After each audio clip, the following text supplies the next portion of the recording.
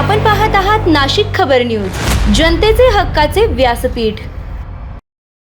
चाळीसगाव नाशिक पाचोरा मार्गावरील चाळीसगाव चौफुलीजवळ पिंपळगाव बसवंत आगाराच्या एसटी बसची आणि आयशर वाहनाची समोरासमोर जोरदार धडक होऊन भीषण अपघात झाला।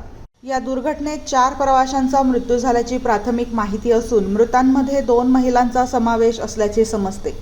मिळालेल्या माहितीनुसार पिंपळगाव बसवंत डेपोची एसटी बस नाशिक पाचोरा प्रवाशांना घेऊन मार्गावरून जात असताना चाळीसगाव चौफुलीजवळ समोरून येणाऱ्या आयशर वाहनाची तिची जोरदार धडक झाली। दोन्ही वाहनांची धडक एवढी भीषण होती की वाहनांचे मोठ्या प्रमाणात नुकसान झाले। अपघाताची माहिती मिळताच परिसरातील नागरिकांनी घटनास्थळी धाव घेतली। नागरिकांनी तातडीने बचाव कार्य सुरू केले। त्यानंतर पोलीस आणि संबंधित यंत्रणांनी घटनास्थळी पोहोचून जखमींना बाहेर काढण्याचे काम केले। जखमी प्रवाशांना उपचारासाठी जवळच्या रुग्णालयात दाखल करण्यात आले।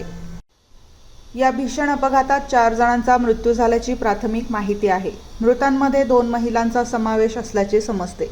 मृत आणि जखमींची अधिकृत ओळख तसेच जखमींची नेमकी संख्या पोलिसांकडून तपासानंतर स्पष्ट होणार आहे।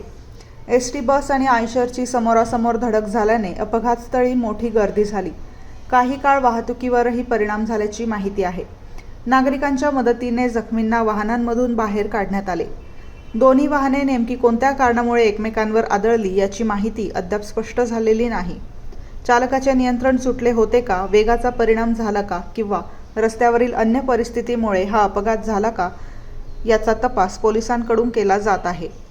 या घटनेमुळे चाळीसगाव चौफुली परिसरात हळहळ व्यक्त होत असून अपघातग्रस्त कुटुंबांवर दुःखाचा डोंगर कोसळला आहे।